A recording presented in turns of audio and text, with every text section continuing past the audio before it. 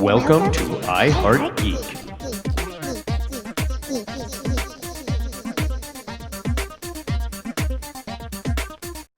And welcome to another episode of I Heart Geek, the patriotic edition.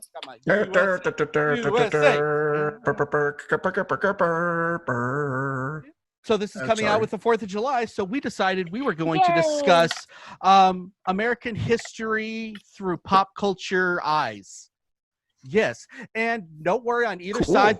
This is the only mention we're going to have of this. We are not going to discuss anything political. This is just... I'm out. See you later. Bye. Bye. I'm PB&Jason. Keep on geeking on.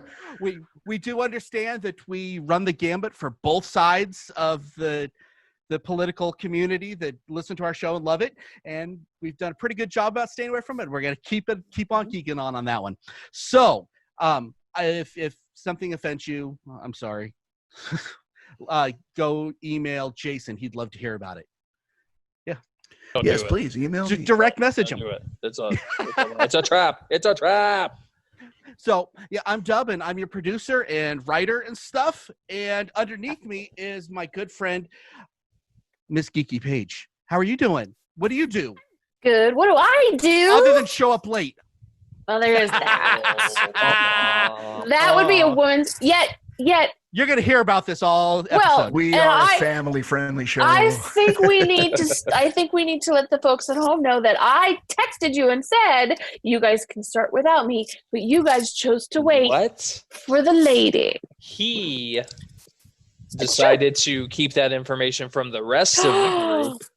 That was not advised to the rest of us. So I'm neutral on that whole argument. I abstain. How do we kick him? Decision How do we making. kick him out of this Zoom chat? I don't think you can because it's my Zoom. It's right. I think Dub controls it all.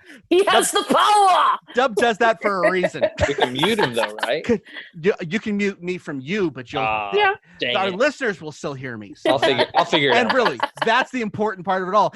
And to the guy that's giving me tons of poop, we have Mr. Blythe. Who are you? What do you do? And how are you doing? What's up? I'm doing good. I am the tech guy normally, kind of on a hiatus because of the new little guy. But I think my first dive back into the tech role is to figure out how to mute/kick you from group. It's gonna happen in such situations as we're in now. What is it exactly? You can do it. What is it exactly I'm doing that makes you want to mute me? Just curious. What aren't you doing that makes us want to mute you? Yeah. Am I outshining y'all? Am I outshining y'all? Is that the problem with y'all? It's the talking in general, really. Oh, wow. Okay, let's see if we can do the rest of this podcast without me talking. Nope, ain't gonna happen. Okay, and to the top of the screen and to my left, we have Mr. PB&Jason. How are you doing, sir? Hello. I'm very good. How are you? Outstanding. And other than, obviously, this whole big controversy about you talking, which, we're working through. I feel like I'm on the hot seat again for no good reason at all. No, I'm doing good. We're pushing through, pushing through this wonderful time in our existence, and it's fun, challenging, interesting. So are other things that end in ing, lots of ings. But we're going to leave the rest of those ings out of it. Ding ding. You know what I hate the most about doing these videos is I write down all my notes. So when I have something clever to say, I'm always looking down and reading, and you can tell that I'm doing it now, and I don't like that. Otherwise, I know, no more spontaneous claverness. It's all planned. It's all planned. Written. It is scripted. It's all scripted. We script everything. That's not a lie at all. I give you guys a summary of what we're going to discuss, and then everything else is off the top of your heads. It's just it's word for word scripted. This interruption I'm doing now, scripted. I would have written something much more clever than that. Blythe, why did you do that interruption? So, to my clever written part, let's see. Happy 4th of July, and we are brought to you by Crazy Carl's Home Tourniquet Kit for all your firecracker mishaps. Be careful out there with the fireworks, guys. Carl, what are you doing, Carl? Yeah, this he's is making money, right? Cleaning up that tourniquet kit, because everyone's blowing their fingers off. Now, this honestly, I got to say this because for whatever reason, this is a kind of a pet peeve of mine. When I was in the military, I was an explosive type person. And so therefore I know how to handle this. He doesn't stuff. mean like he was explosive in personality. He messed with explosives. I messed with explosives. I built big bombs. Big bombs. I don't know if I'm allowed to say that. Let's see if I mean, I've been to his house after he used the bathroom. It's good point. Wow. Good point. Okay, and it, just in between this room, we all know who we should be talking about on that one that blows up the bathroom, but it's not me. He makes big bombs. He makes big explosive bombs. So with that are you saying that Courtney blows up the bathroom? Is that what I'm not saying a word. Okay. But I am saying be careful out there. If you don't know what you're doing, don't. Yeah, it's better safe than sorry. Honestly, it's not worth losing a hand over. Respect what you're doing and make sure you have plenty of water or whatever else out there for your legal fireworks, not your illegal. Don't take a hatchet to the fireworks. I'm just going to throw that out there. There's a lot of tricks I could say right now, but I'm not going to. So we don't want to tell them that if you take a whistling Pete and wrap it real tight with duct tape, crush it with a hammer. Yeah, crush it and then put it into a bottle. It will feel like your house just blew off. Oh, I like putting them into watermelons. Oh, that's fun too. Okay, so I'm surrounded by boys. Yeah, we are so not condoning any of this activity at all. Nope. But to go back to what I'm saying, please be careful out there if you're going to be playing with firecrackers. Don't edit them. I'd say I have a lot of experience, but even I'm smart enough not to edit them. See, and this is why I have all my fingers. Every year we see a lot of people lose hands. Okay, so that was my PSA of the day. Does that take time off of my probation? No. I don't think that counts as a community service. I think it does. I don't think so. Sure. So let's ask this question first. What are y'all doing for 4th of July? I know we're in a different society than we've ever been in, and this will be it's a 4th of July. It doesn't feel like 4th of July, but what are you guys doing for the 4th of July? Let's start with Blythe. Not much. We actually don't do much for 4th of July every year anyway. Sometimes we'll maybe go out to a park or something that's doing a show. I know the company where we work for, Zappos, sometimes has like events that they'll put on. But this year, given everything that's going on, I think we're going to be staying indoors. And one thing that we definitely do every year is console our dogs because they are not fans of the motors going off.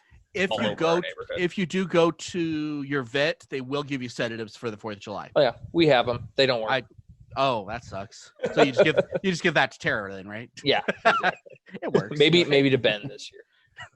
Courtney, what about you? What are you doing for the 4th? That's NyQuil, by the way. Right. So I am going to go over to my parents' house. Yay! Because we've been doing this thing on Sundays where we're calling it social distance Saturdays. Nice. And so I go over there and we sit in the backyard and we keep 6 feet away from each other because my parents are older and they have their, they are in that risk. Yeah. Mm-hmm. And so we're going to watch, my mom and I are going to watch Hamilton on Disney Plus. So that'll be our 4th of July. With only 1 F word in it instead of 3. They took away 2 of the F words. Yes. Wow, I can't believe they left 1 in there.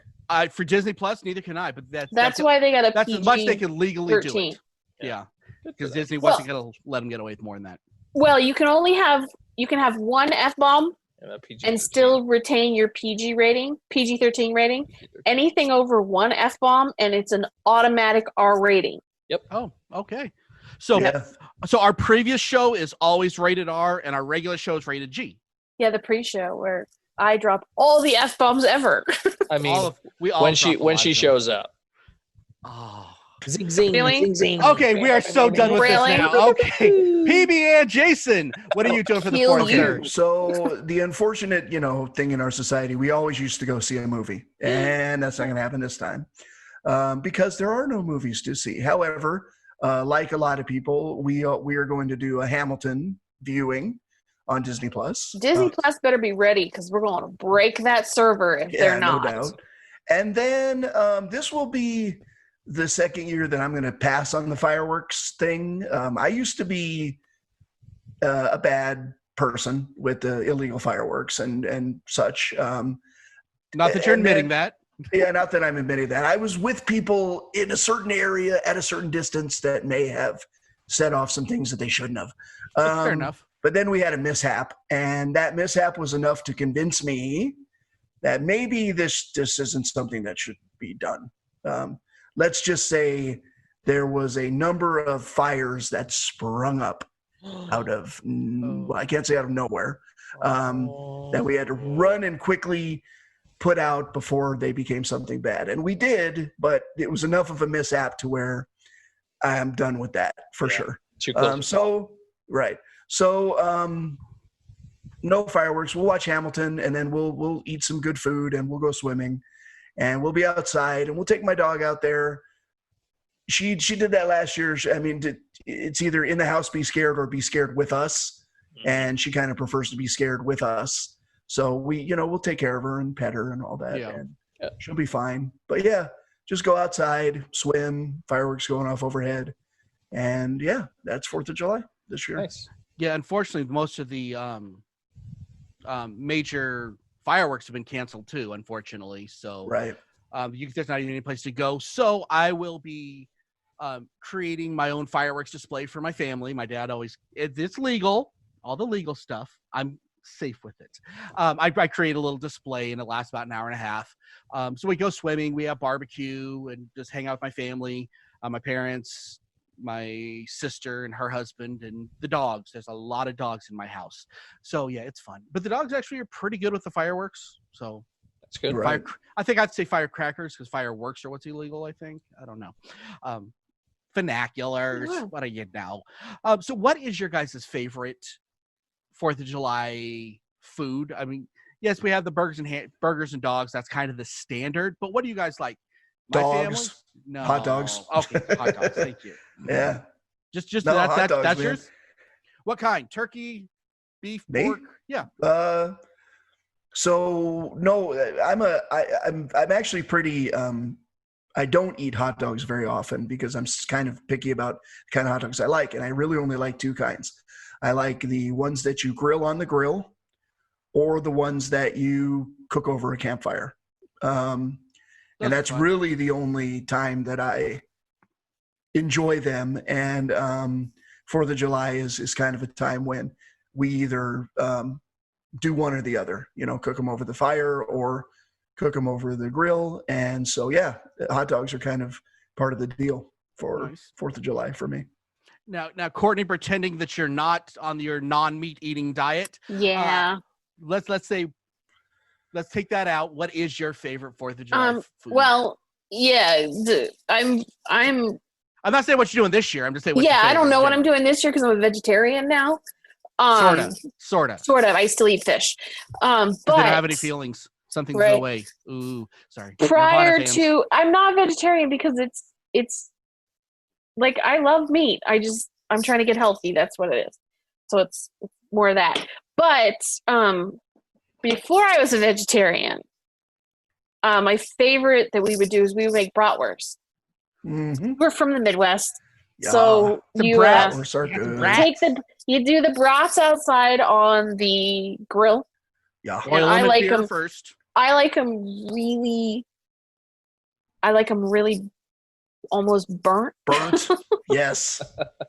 That's like it's got a little. It's almost hard, but it's not. Yeah, it's got that char on it. I like that char. Not Courtney. black. It's got to be that brown crunch. But Courtney, they get all that stuff in plant-based. They got all that stuff. I know. I'm really exploring the plant-based stuff. And if you boil it in beer, that takes all the flavor away anyway, so you're okay. Yeah. So that's what I used to like was like the big good German brats. Yeah. Barbecued. So awesome. We need to do a beer show. Okay, Blythe. Do a beer show. So I'm from Texas. So anytime we have any kind of family gathering, it's always some sort of barbecue. So briskets. That's my family too. Briskets, pulled porks, pulled chicken. Everyone in my family has a Traeger. Really smoker. nice. Yeah. I have one, and I love doing hot dogs on them, man. I don't. You smoke your your dogs. Ooh, They're that would good. be awesome. They're good. Yes. Man, so I'm with good. you, man. You got to get the uncured ones though, right? Seriously, Yeah. as the no longer eating meat, that sounds amazing. Yeah, they don't burn, but they still kind of get that grill mark on them, so it's nice. Nice. Now, my family, we're all rib freaks. Got to be pork ribs, St. Louis style. Fix them up just right. Takes about 4 to 6 hours in the smoker. That's the 4th of July to me. The burgers and dogs are nice, and the potato salad or whatever else goes with it. But I'm going for those ribs. Oh, Ribs are good. I think it's so.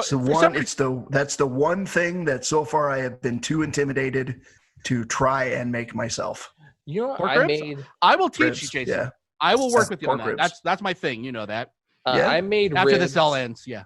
in the I made ribs in a pressure cooker once. They turned out great.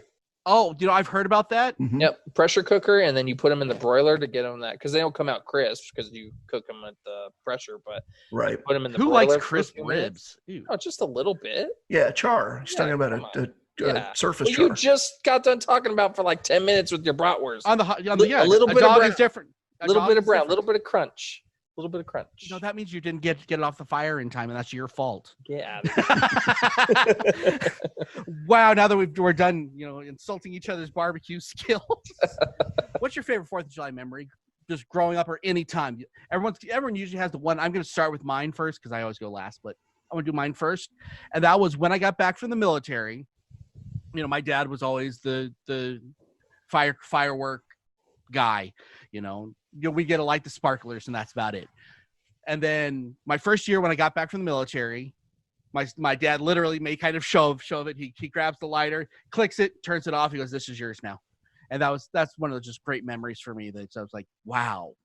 Nice. So again, that's probably why I love the firecrackers a lot more than most people do. But it's a very big. It was a big moment for me. That's the moment I felt like I'm a man now. Blaz, let's start with you. What's your favorite 4th of July memory, sir?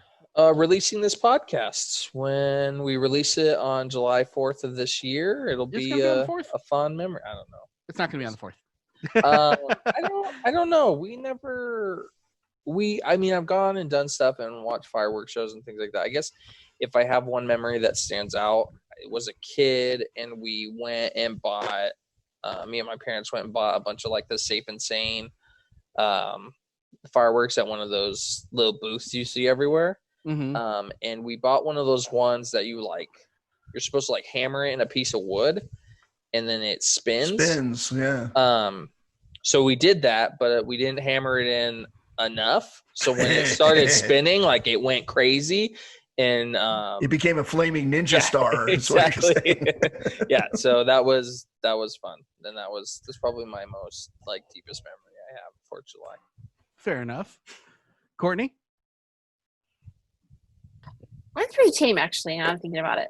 So, best memory would be doing 4th of July at my grandma's house, grandma and grandpa's house in Ohio, rural Ohio, because my cousins would come over.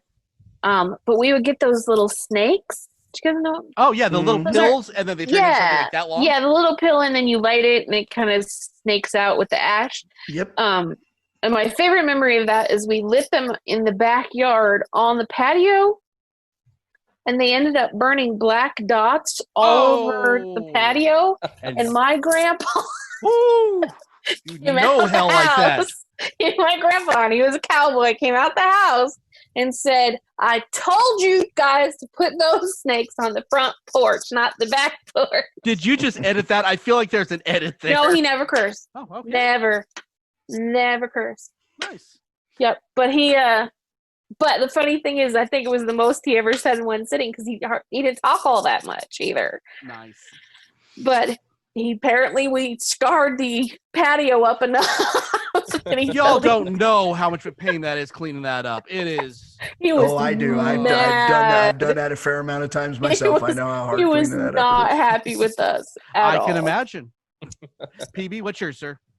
In the first year of dating the woman that would become my wife, we had a block party at her parents' house, which is who she obviously was still with at that time.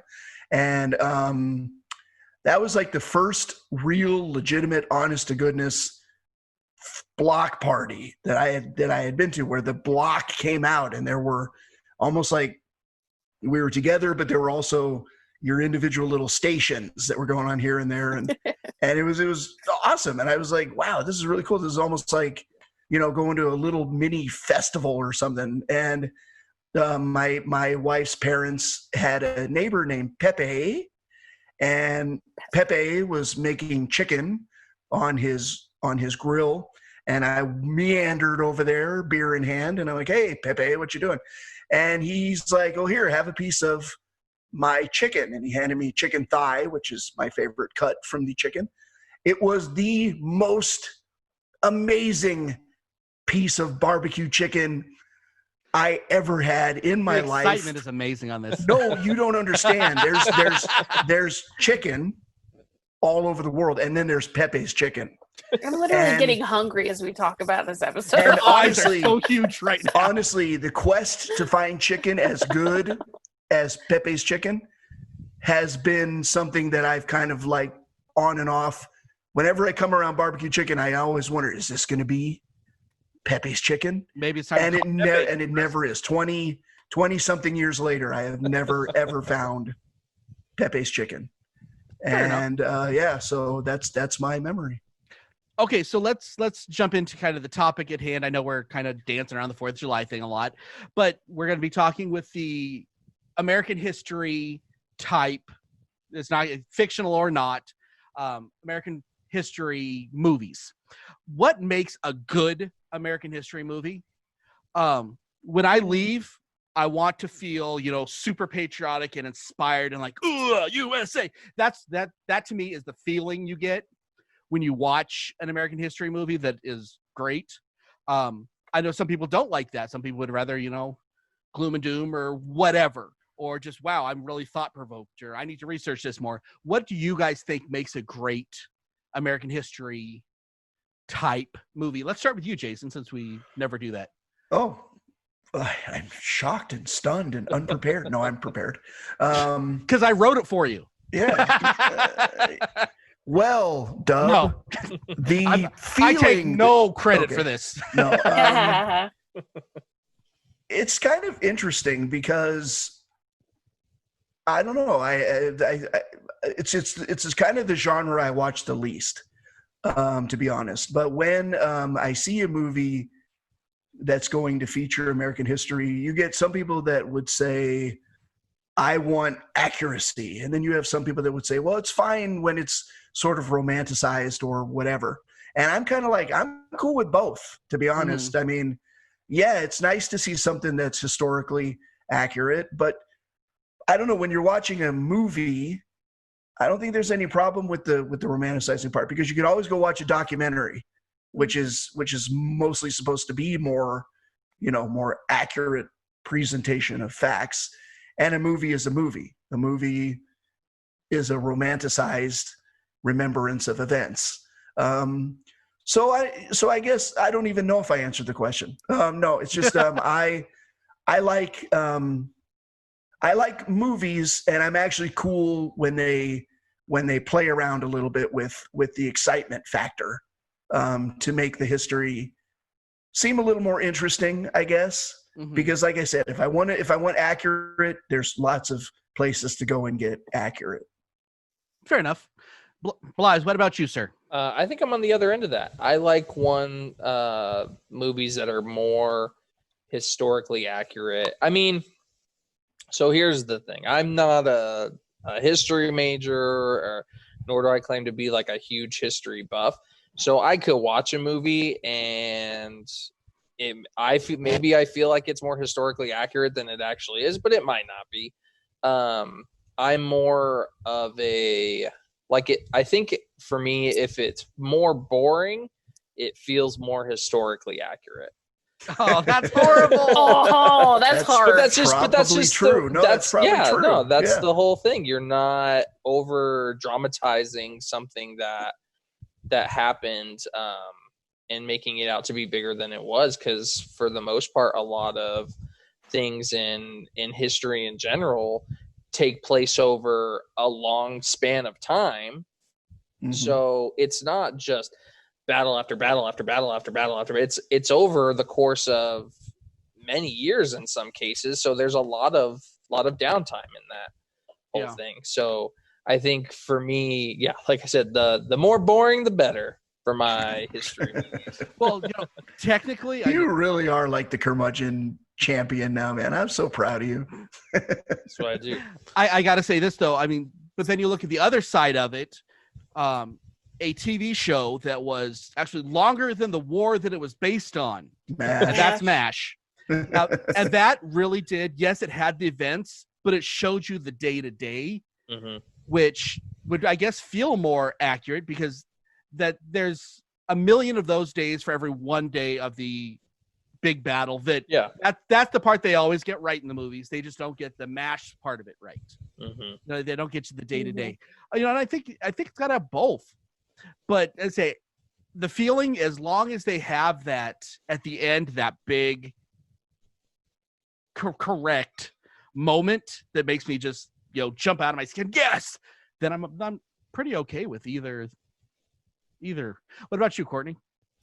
I'm like you. I want it to be as accurate as possible, especially when it comes to the battles.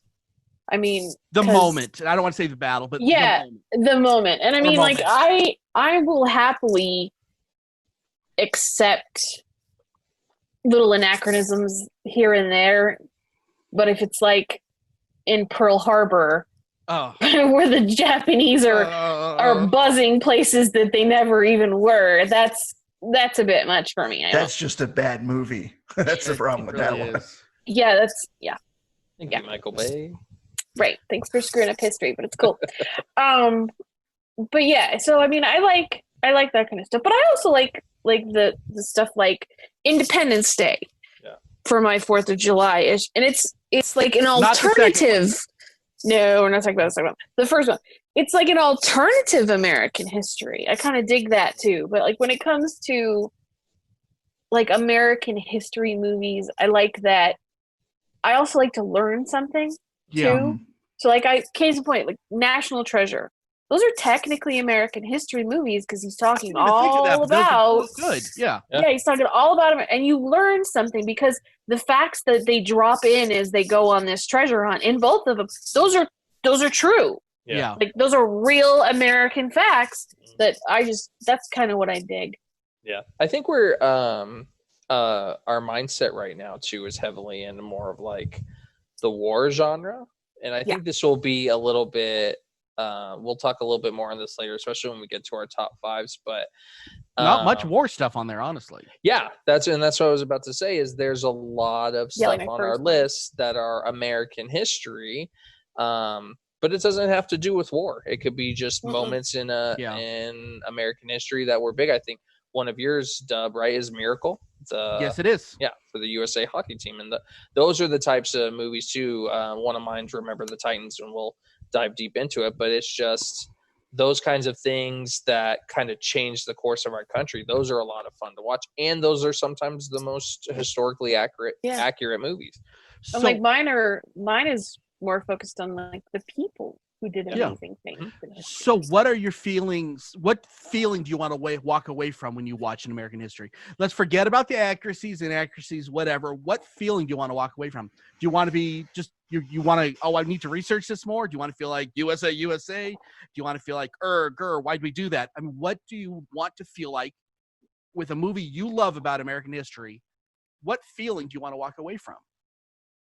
I know that's kind of a hard question, but for me, American history is more about, yes, it's about the learning and all that, but it's about the feeling I walk away from. I mean, I was very clear with what I like, but I want to walk away wanting to know more.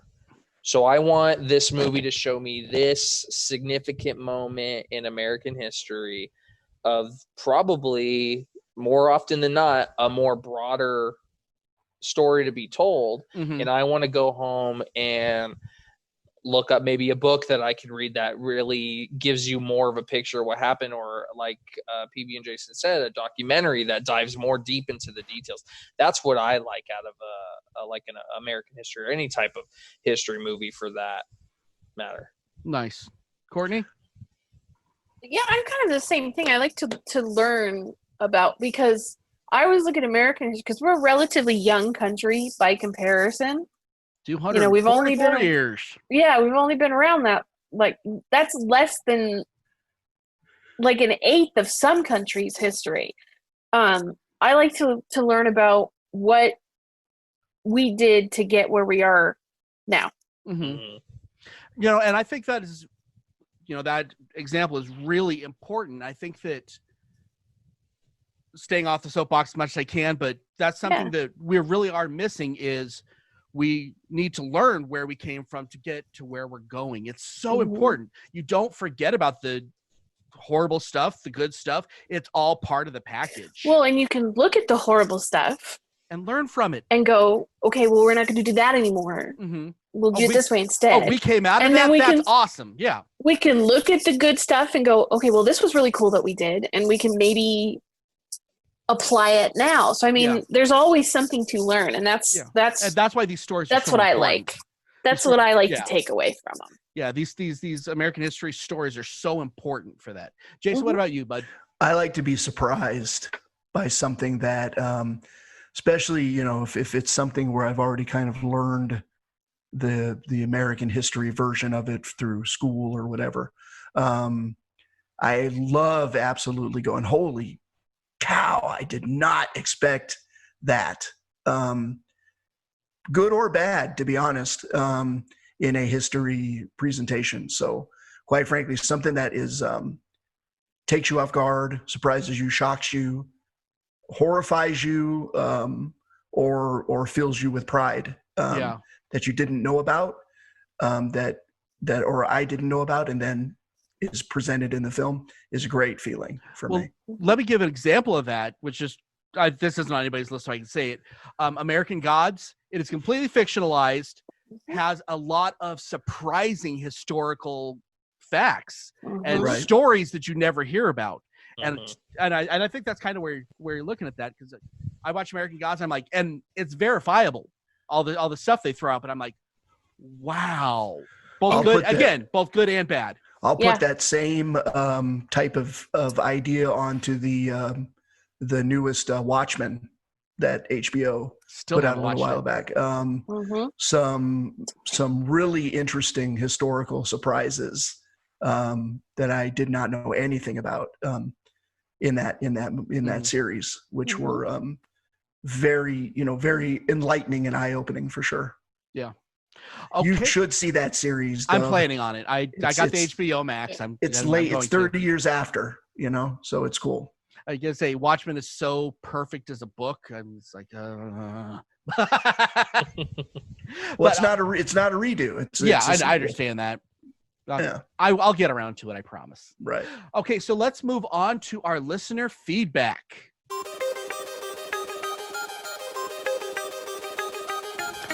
And now, let's see what all of our Geek Rockstars have to say.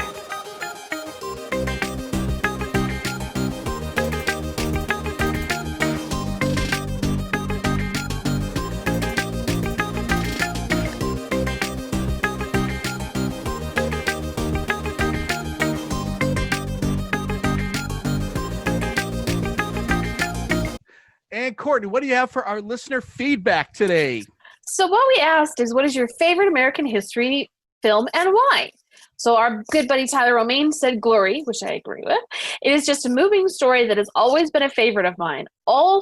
He also mentioned Waco. He says it's rather unconventional as a choice, but it is an incredible watch, and whether it's historically accurate or not. Crystal Chapson says she knows that she's going to get some backlash, but she loves watching Titanic. I agree with her. It's not technically American history, but there are Americans on board, so I will give you that. And I agree with you. I like that movie when I need a good cry, so I'm with you, Crystal. She also likes The Patriot, because she likes it when the stories are given more personal attachment rather than just the history thrown at you. I'm paraphrasing Crystal, sorry.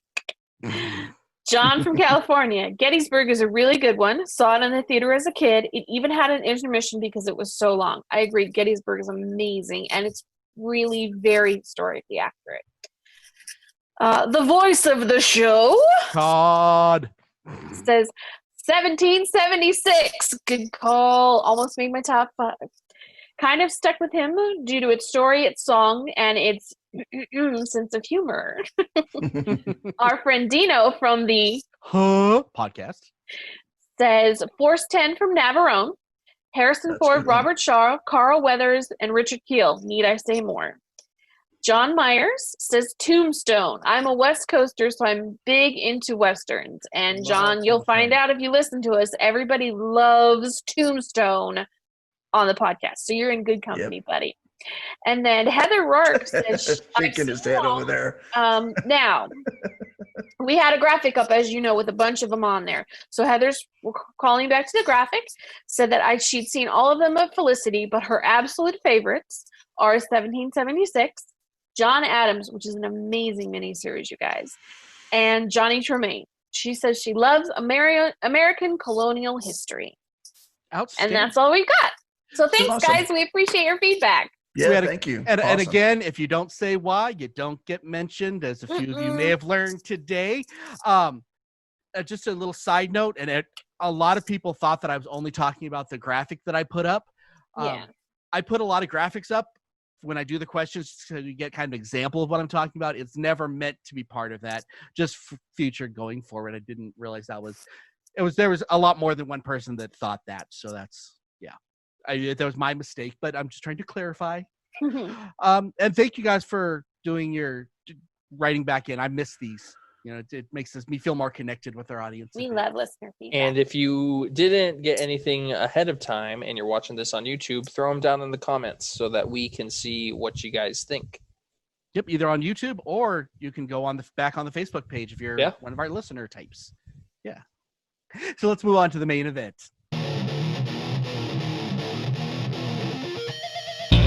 Now it's time for the main event.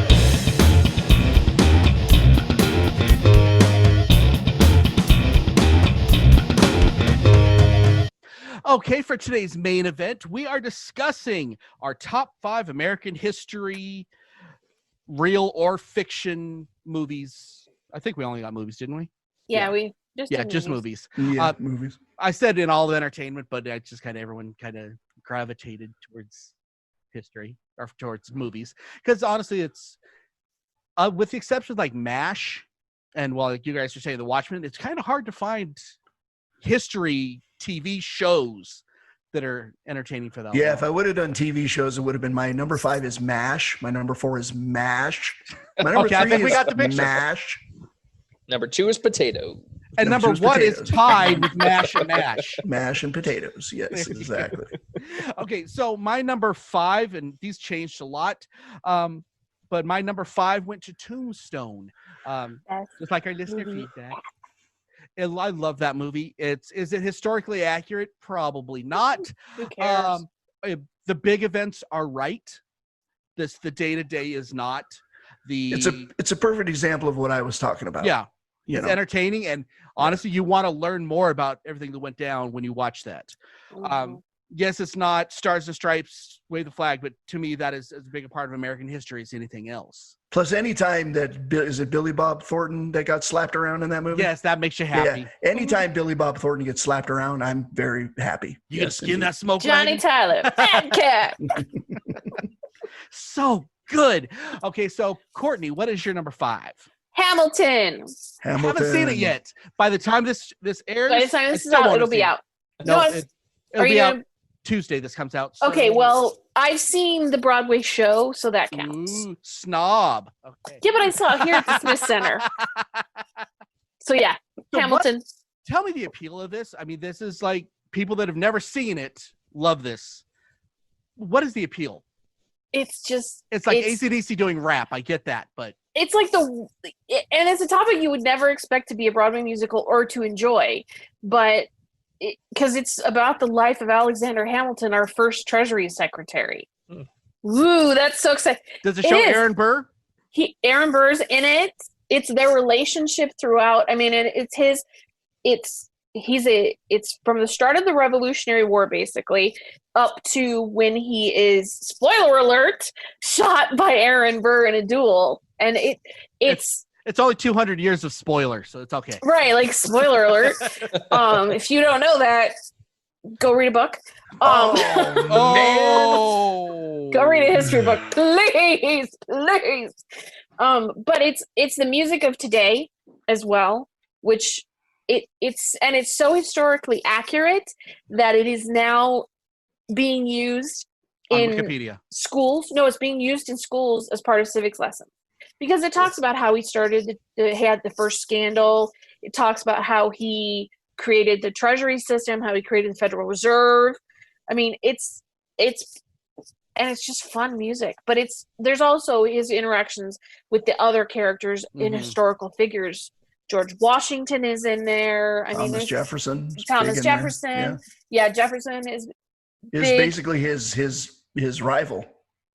That was Aaron Burr. Well, Jefferson too. Wait, okay. Let's save this until after we all view it, probably on the 3rd of July. He wasn't really his rival. They just didn't like each other. That goes around a lot in politics. Yeah, right. Yeah. I mean, and he had technically had the first political scandal that has ever happened in American history. Right. Mm-hmm. So, I mean, we talk about that too. Nice. But yeah, it's just good stuff. Outstanding. Incredibly clever. I mean, I've seen my wife and daughter saw the Smith Center production. That's what I saw. Yeah. I've seen. I've heard the soundtrack because they, I've seen many clips from the Broadway production, and I'm definitely looking forward to seeing the full movie. It was one of the most clever things that I ever saw come to life. I thought, wow, this is really clever. Been a theatrical game changer. And for the geeks out there who don't know, it was written and it actually stars the one that'll be on Disney stars Lin-Manuel Miranda, who wrote the music to Moana. And he was also on House. Was he in House? He was his crazy friend that he shared the insane asylum with. Oh, I didn't know that. That's a spoiler. He's also in that new Mary Poppins, but since I like to try to forget that new Mary Poppins, I don't really bring that up. He's also in the new His Dark Materials HBO series. I haven't seen that either. Blythe, you're up, sir. So my number 5 is kind of like what we were talking about earlier, going away from the whole patriotic type thing, but it is still American history. Is The Founder with Michael Keaton. Mm-hmm. Have you guys seen that? I've heard of it. I've never seen it. Oh, it's that's the McDonald's one. Yes. Oh, okay. And that's what you had to say. Tara hates it because there is no you know how most movies there's a bad guy and he's just bad, and then there's some kind of win at the end. The bad guy wins. Oh, of course, you love it. I think that's why I love it so much. Probably. Is that he literally stole McDonald's from the McDonald's brothers, and it shows that story of how he did it, and it's really well done. Michael Keaton's really good in it. Nice. What is Michael Keaton not good in? That's true. Mr. Mom. No, he's very good in that. He's not the problem with that movie. The movie is the problem with that movie. Multiplicity? Yeah, well, yeah, pretty bad. We don't rag on Batman here. No, we don't allow any Batman ragging happening. Negative, no, because it's the superior character from the superior comic book company. Jason, go ahead. What's your number 5, sir? Nice. The original Midway, which was taking a portrayal of the World War II Battle of Midway in the South Pacific. Very big budget actually for a war movie of that time, telling that very fascinating story of the loss and reclaiming of that very, very tiny island that was the pivotal moment when the battle kind of shifted back into the favor of USA, and it was kind of the key point that kind of illustrated that we indeed were going to win against the Japanese in the war. Very well done, very historically accurate. It's been a long time since I've seen it, so there are certain details I don't remember, but it was just really well done. The original one. I think there's been some remakes. There's a new one that just came out last year, which I haven't seen. So Woody Harrelson as Nimitz. Oh, Woody's in it. Well, then I will see it. that was my ship. So I've trouble with that stuff. The Mighty Mo. The Nimitz. The Nimitz, yeah. That's my ship. Mine. Belongs to me. Okay, so we're on to number 4, and it has everything to do with the shirt that I'm wearing, and that is Miracle. Probably not only one of the best American sports movies, I would say one of the best sports movies ever made. They actually, the year after that came out, the Olympics was going on, and they played that for every American team before, and not just hockey. Miracle, because it is so inspirational, and there isn't anything made up in that. That is, as far as you want historically accurate and entertaining, it did it. It's just so beyond, if that makes sense. And even you don't have to like hockey to love that movie. Oh, sure. Probably be more entertaining if it wasn't about hockey. There's nothing more entertaining than hockey. You need to shut your pie hole, son. You know what would make hockey more entertaining? If they made the puck If you weren't white. around? Yeah. You know what? You would be more entertaining if you shut your pie hole. Don't be picking on hockey, fool. They can add the foxtail back. Oh, that was terrible. You make the puck white, and then it's a completely different game. Yeah, let's do that. That's awesome. Courtney, what is your number 4? All the President's Men. That was a great one. And that's what I watched in junior high. And that was like, I wanted to be a writer. It's one of the reasons I wanted to be a writer. For those that don't know, it deals with the Watergate scandal and Woodward and Bernstein, who broke the Watergate scandal for the news.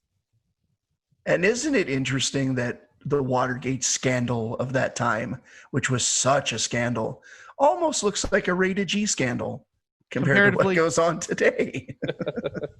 Well, I say that's not just today. That's over the last 40 years. Everything is just since it happened, it was yeah. There's good stuff that goes with it, but the bad stuff is just, and it's not. I think that the Watergate scandal had a lot to do with the fact that things get exposed now. But I think that a lot of the stuff that was going on, has always been gone. The stuff that is going on has always been going on, but now it's exposed. So they're exposing more and more is what makes it feel worse and worse. Yeah. Not making excuses, just saying. Okay, so Blythe. Number 4, right? Yes, sir. 42 with Chadwick Boseman playing Jackie Robinson. Oh, Jackie Robinson. Which is the greatest number in history. Yep. So Harrison Ford's in that movie. Like I said, Chadwick Boseman. Unfortunately, so are the Dodgers. Started Black Panther, but just such a great telling of that that journey for him to go into the pros and be like the first African American to be in pro baseball. And great his historical character to learn about, and as an athlete, he was so far beyond. Oh yeah, so far, and he knew it too. Yeah, he knew that he was it's great. If you haven't seen it, check it out. PB? My number 4 is I don't remember the date. I should have probably written that down, but I didn't. It's a movie directed by Francis Ford Coppola, executive produced by George Lucas, and starring Jeff Bridges. And it's called Tucker, A Man and His Dream. And it's about the first car with seatbelts. Right. It's about Preston Tucker and his attempt to compete against the big 3 automakers with his very innovative automotive designs. It's a very romanticized version of what really happened, but it's a really good movie, a very underrated movie. Jeff Bridges is off the hook as far as his portrayal and his investment into the character of Tucker into that movie.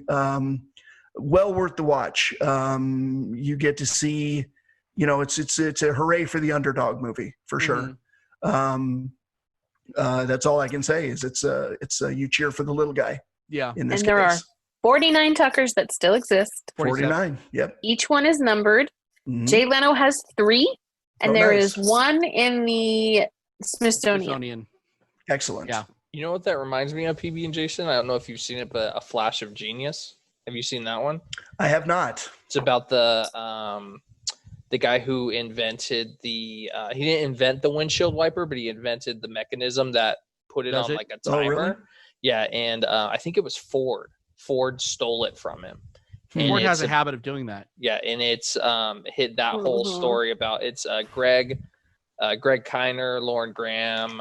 It's really good movie if you haven't seen it before, but it falls into that same kind of thing where it kind of like glorifies that whole story of someone who made something that we just don't really think about today and making it into a whole extravagant movie. Yeah. One of the fun little interesting things about Tucker is one of the big 3 automaker heads in that is out to get Tucker is Lloyd Bridges, his real life father. Yeah. Oh wow. Who plays one of the bad guys. So it's pretty great in Hot Shots. Yeah, pretty cool movie, and an airplane. Yeah. Nice. Okay, so let me take you on a journey, right, real quick. Okay, Good. Let's go on a journey. This number has changed 3 times now, and originally it was the Philadelphia Experiment. You should watch it. And then I said, no, you know what? I think I'm going to change that to Apocalypse Now. Great film. I'm a Vietnam buff. And then I changed again because Jason just talked about the Tucker movie, and I wanted a brand new movie that came out, Ford versus Ferrari. Talk about a great movie. American movie. It's not the quote unquote, race of the Americans. It's that they're Americans, and they're, an English guy that comes in and best racer, and he's an American, and they literally have a Ford beat Ferrari. And that is, I mean, if you're a car person, all you know what a huge moment that was. Yeah.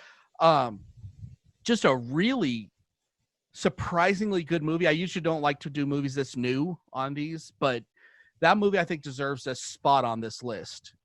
It really is the true underdog American story. The never quit. You say no to us, okay, we're gonna shut you down and we'll get it. We'll do it. And that, the whole, heart of American, that's why I want to put that on this list. So yeah, cool. That went too boring of a journey. Courtney, what is your number 3? My number 3 is Hidden Figures. What is I love that movie. Such a good movie. Yeah, it's a good movie. Not 100% accurate, but I'll let it slide. It is about the ladies who did a lot of the mathematics for the Apollo. Is it Apollo 13? No. Or Apollo 11? I think it's Apollo. I think it's 11. For Apollo 11. It's Apollo 11 who did all the mathematics for the Apollo 11 moon, the landing. And without these ladies, we wouldn't have been able to put a man up in the moon. But for years, no one knew about them. None of them. So it's their story, especially Katherine Johnson, who was one of the head female mathematicians. She was the only female mathematician on the team. Yeah. And she was also a woman of color. She was a black lady. And she figured out the missing piece of the equation to bring them safely back. Yeah. This was before we had computer. It was at the very dawn of the IBM computer. So they called these women computers because that's what they did, was they computed all the math that they needed to do these space missions and stuff like that. So such a good movie. I'll have to check that one out. I have not seen that one yet. So I will have to now for sure. A little slow, only because there's some portions of it where they're doing mathematical calculations That's kind of boring. Just a little bit, but like Courtney said, the story behind it is just phenomenal. Outstanding. I've watched it Pretty awesome. times. Yeah, it's very good. It's got a great cast. It's Yeah. got Taraji P. Henson, Kevin Costner, Octavia Spencer. It's good stuff. It's Nice. like I said, it's not 100% accurate, but it is worth it to learn more about these amazing women who did amazing things that history has kind of painted over for a while. Yeah. But now they get their day. That's one of those Nice. ones I was talking about where you kind of walk away and you want to do more research into the whole thing because it's, Blythe, what's Pretty yours, awesome. sir? My number 3 is The Post. It is with, I think it's Tom Hanks, right? Yeah. Steven Spielberg movie with Meryl Streep and Tom Hanks about the Washington Post basically making the decision to write about the Vietnam War. Basically, at the beginning of the movie, there's a reporter on a plane with a few military higher-ups, and those military higher-ups are talking, and they're basically saying how like there's not a lot of hope for the Vietnam War. Like it's going on for too long. We're losing people, and we don't need to. It's basically them making the decision on whether they report on that, and they go deeper into like different things that they dig up over the course of like a bunch of different presidents and different decisions that were made during the war. But it's another one of those ones that's kind of slow, just because it is really a movie about a newspaper trying to decide what they want to do, if they want to report on actual fact and news that they have and kind of put themselves in a bad place, or do they keep it to themselves so that they save their paper. So That's right. I'm gonna check that one out. check it out. It's really good, especially like I said, Tom Hanks, Meryl Streep, just a solid cast. PB? Very interesting. All right, my number 3 begins my Tom Hanks trifecta, which will take me all the way to number 1. My number 3 is Forrest Gump. Quite honestly, all the way around. Yeah, because of a fictional tale, but it travels through That's moments. not true. It travels through very important moments in American history that that honestly makes you want to go, wow, what I want to know more about that. I want to know more about that. And that's the greatest thing that movie does is it introduces you to all sorts of things that you could look up. Yeah. And I recommend reading the book. Right. There's a lot more like when he becomes an astronaut, which is pretty fantastic. Yeah. I'd like to think that it's true in one man single-handedly shaped this country. He was part of every major event that has ever gone down in the entire, including every event we've talked about. Yes. Up to this point, right? Nice. Bubba. Okay. Number 2. My number 2 is another fictional movie, but it's a great telling, and it makes you want to research the Louisiana Purchase. It's called Almost Heroes with Matthew Perry and Chris Farley, and I believe it was Chris Farley's last movie. Yeah, it's just a great movie, and it's hilarious all the way around. But they don't take, they take the journey to the Louisiana Purchase, going from the Mississippi all the way to the Pacific Ocean. And it is really, really interesting. It tells the true story of Lewis and Clark, only they're competing with Lewis and Clark. Definitely worth checking out. And it is funny. I mean, funny.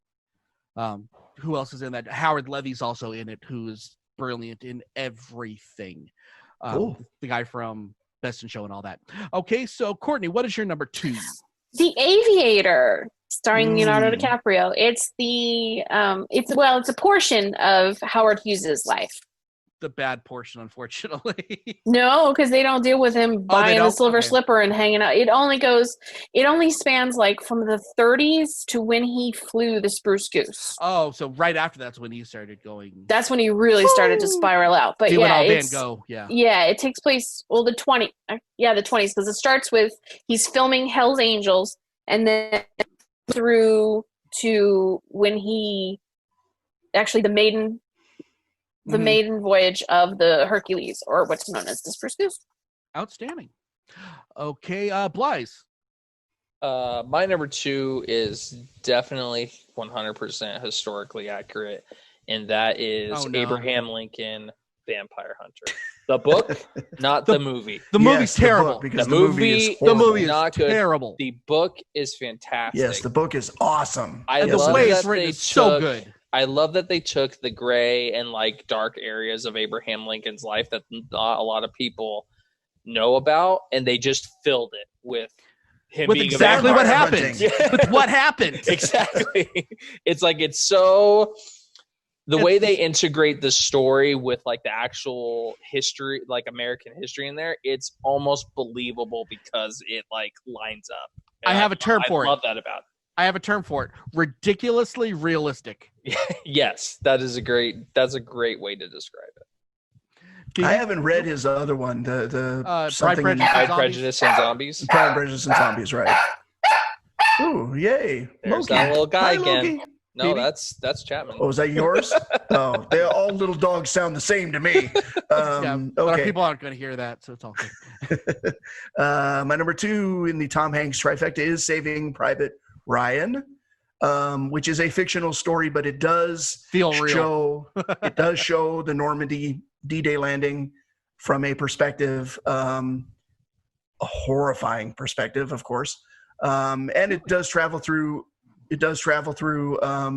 real moments in World War II. Spielberg, when Spielberg is on, he's unmatched as a director, and that is a movie that, along with Schindler's List, everyone should certainly see to get some perspective on war, especially World War II. Dunkirk's another one that's kind of in that same feeling, only that one's all real. Right. So my number 1 is a movie I like to call Braveheart in Pants. It's The Patriot. This is during that time in Hollywood where Mel Gibson could do no harm and there was no cell phones of him. And this movie was so good. I mean, it's one of those movies, like I said, that every feeling that I want walking out of a U.S. history movie, I felt it walking out of that. And I still feel that whenever I watch that, And a notable performance also by Heath Ledger. Yep. Yeah. In that movie, for sure. Everything about that movie is just fantastic. Is it 100% true? No. But and Jason Isaacs. Isn't he the villain? I don't remember. To be honest. Jason Isaacs, yeah. That's Draco, or not Draco. Lucius Malfoy, Lucius Malfoy. Yeah. Right. Draco's dad. Yeah, Draco's Right. dad. Oh, yes, it is. Okay. Yes, he's the bad guy. Yeah. So, just excellent film. If you don't have anything to do for the 4th of July, I suggest watching it. I'm sure it'll be on TBS or something. It's on Netflix. On Netflix. They just put it on Netflix a couple weeks ago. Perfect timing. Courtney, Nice. what's your number 1? My number 1 is Glory. Good movie. Matthew Very Broderick, good. And the score is phenomenal. Denzel Washington. Perfect. It's a great film. It's a wow of a film. I mean, that's what I thought when I watched it the first time. I was like, wow. Yeah, The Civil need a day to War, recover. wow. It's one of those movies you need a day to recover after you watch it. Yeah. It's so good. I mean, that's what else can you really say about it? Blythe? My number 1 is Remember the Titans. This one came out when I was a kid, and I watched it to nauseam. Just a good, solid movie it's got a great soundtrack, and just a lot to learn from it. I really, really enjoyed it. Yeah, that should be required watching for every single American citizen right now. PB, what is your number 1? All right. Finishing out my Tom Hanks trifecta. Splash. No, I'm kidding. Not Splash. Apollo 13. I like Splash better. I like Splash, but no, Apollo 13. Oh gosh, I can't even tell you. I don't know if I breathed in the movie theater when I saw that. I don't think I breathed the entire movie. And I was didn't just die? I'm surprised I didn't die because of the amount of time I spent on the edge of my seat, not breathing with my teeth clenched at at that movie. And yes, I know that again, there's some there are some historical inaccuracies. Were improvisations, I guess would be what I would say.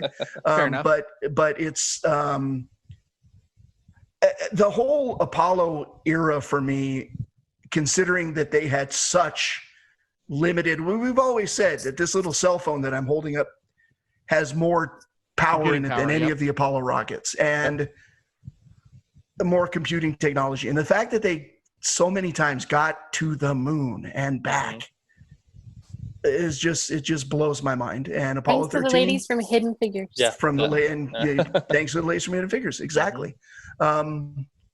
Everybody involved in NASA at that time is just fascinating people, amazing people. From the top all the way down to the janitors. I mean, Yep.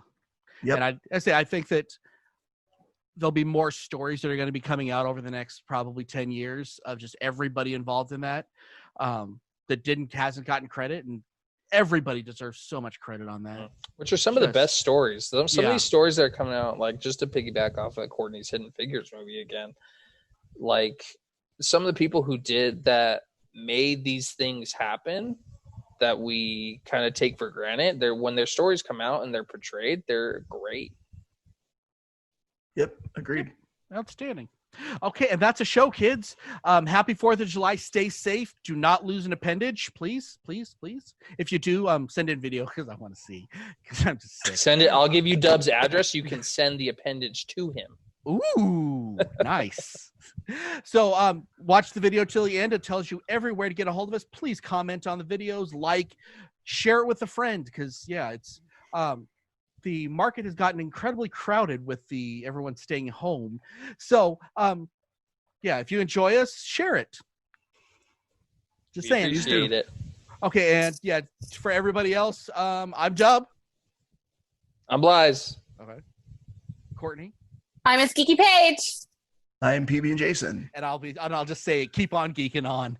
And all good together. Guys.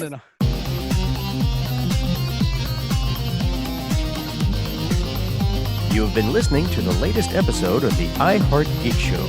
Make sure you visit our website at www.iheartgeekshow.com. Make sure to follow us on Instagram, Twitter, and Facebook. And if you check us out on YouTube, make sure to like, comment, and subscribe. And keep on geeking on to all of you geek rock stars.